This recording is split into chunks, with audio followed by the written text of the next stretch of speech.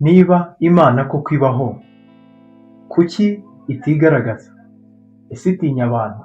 Cyangwa yaba yarigaragaje ntitubimenye? Mu kwibaza icyo kibazo, reka dukoreshe uru rugero. Tuvuge ko uri umubyeyi ufite abana wenda wabyaye ariko ntugire amahirwe yo kuba hafi yabo mu gihe bakuraga.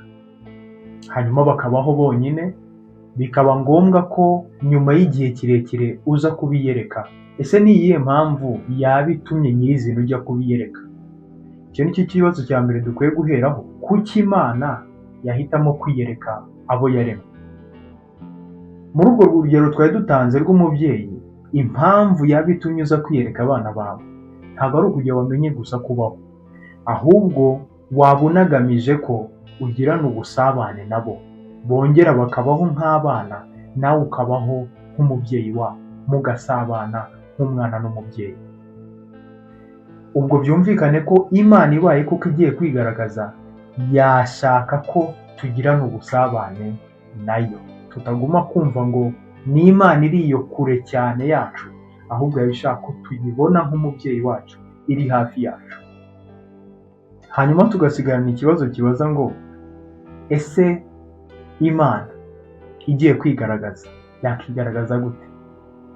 Turakomeza kuri rwa rugero rwacu n'ubundi. Ese ari wowe ugiye kwigaragariza abo bana bawe umaze igihe utabona, wakigaragaza mu buhe buryo?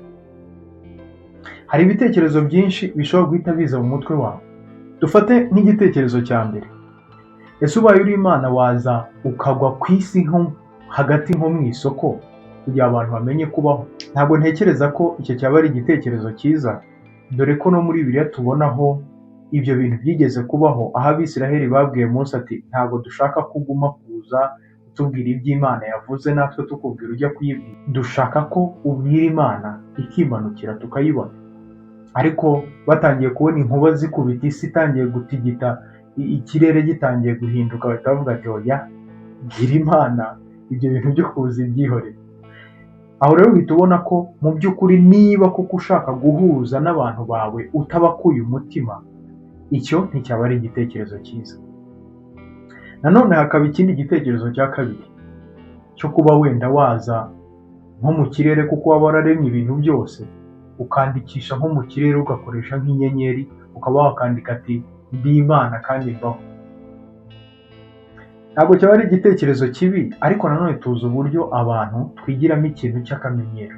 Ntabwo rero ibyo byamara kabiri, kuko izuba riratangaje ariko kuko buri munsi buri gitondo rirasa, kugera ukabona ari ibintu bisanzwe. Ibyo rero nabyo ntabwo ntekereza ko byazana n'ubundi wa mubano waba ukeneye. Tukagira nk'igitekerezo kindi cya gatatu cyo kuba waza wenda ukajya nko mu mitwe yacu, kuko waba uri Imana ushobora byose, ukaza mu mitwe yacu ukatwemeza uburyo uri Imana ubaho kandi dutegetswe kukubaha no kugukunda ndetse no kugusenga. Ariko ku cyo twatangireho cy'impamvu Imana yakiyereka ibiremwa byayo, ni ukugira ngo habeho umubano. Ese wigaragaje muri ubwo buryo, uwo mubano wabasha gukunda? Nawe urabyumva ko byaba bimeze nko kujya ku mukunzi wawe ukamufatiraho intwaro ati urankunda ku cyiza n'ikibi.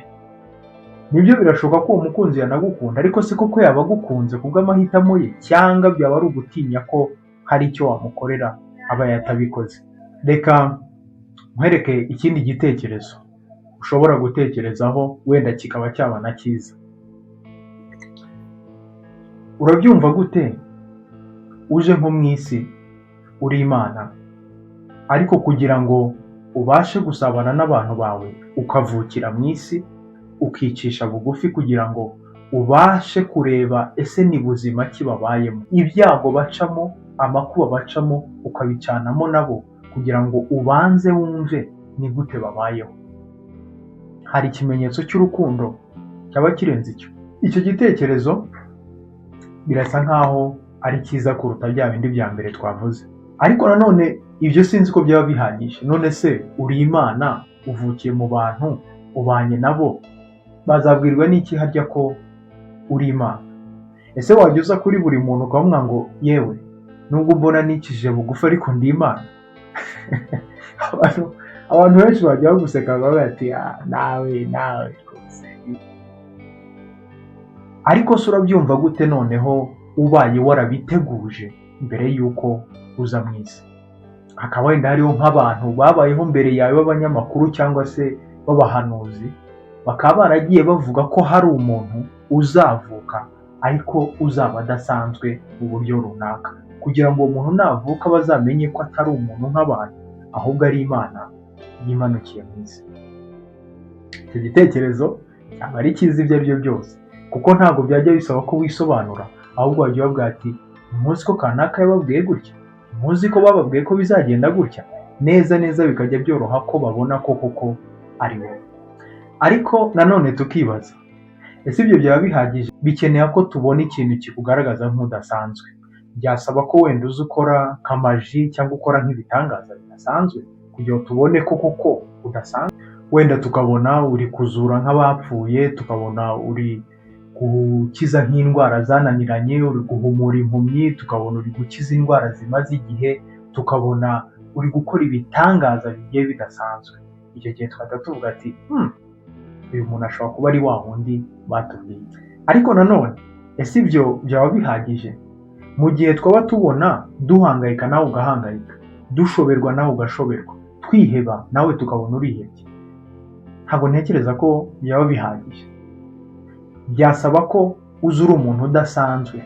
Mu gihe abandi bahangayitse tukabona uratuje, mu gihe abandi bashobewe tukabona ufite amahoro, mu gihe abandi turi kuvuga ngo gerageza gukora ibyiza ibi bikanyitanga imbere, wowe ukaba uri umukiranutsi, ukaba utunganye kuva mu bwana bwawe, kuva uvutse kugeza igihe runaka, ukaba nta kosa na rimwe uzwiho, ukaba uzwi ko nta cyaha na kimwe wigeze ukora. Tugaruke ku kibazo cyacu. Ese Imana niba koko ibaho, kuki itigaragaza? Ese icyo kibazo urabyumva gute tugisimbuje ahubwo ikibazo ngo ese wasanga Imana yarigaragaje ahubwo ari uko bamwe muri twe tutabizi? Ku muntu waba utabizi, mu myaka 2000 ishize habayeho umugabo witwa Yesu Kristo. Yujuje bya bintu byose twagiye tuvuga. Ese ubaye uri Imana wahitamo kwigaragariza abantu gute? Yahisemo kwicisha bugufi nyuma y'abandi bose, kugeraho naho kubyarirwa habaye ikibazo, avukira mu kiraro cy'inka. Uwo kandi yari yarahanuwe.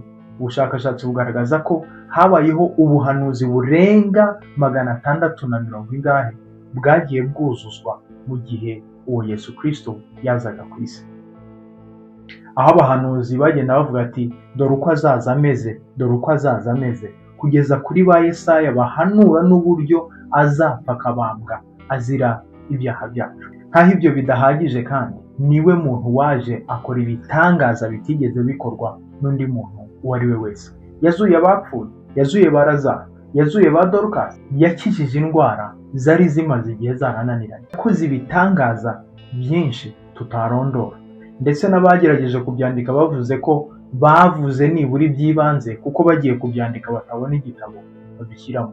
Nkaho kandi ibyo bidahagije, niwe muntu mu mateka wabayeho utagira icyaha na kimwe. Yaba ibitabo byose bikoreshwa n'imyemerere yose mu isi, yaba Tanaka, yaba Bibiliya, yaba Korani, ibitabo byose bihamya ko ari we mukiranutsi wabayeho muri isi. Ikibazo cyacu tukakigarukaho, ese koko Imana ntabwo yigaragaje cyangwa yarigaragaje? Ntitwabimenye. Dore ko na Bibiliya ubwayo itubwira muri Timoteyo wa mbere 3 umurongo wa 16 haragira si ugushidikanya ubwiru bw'Imana burakomeye cyane, Imana kwerekanwa ifite umubiri.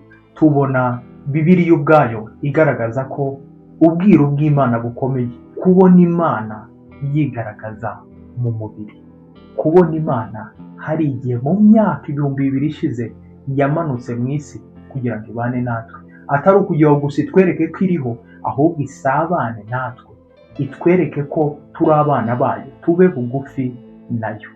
Ese koko Imana ntiyigaragaje cyangwa yarigaragaje? Ntitwabimenye. Ese wakiha amahirwe yo kumenya uwo Yesu Kristo? Nakubwira ngo niba warakoze subscribe ntabwo uzacikwa, kuko niwe bugingo bw'abari mu isi bose. Tubonane mu yindi video.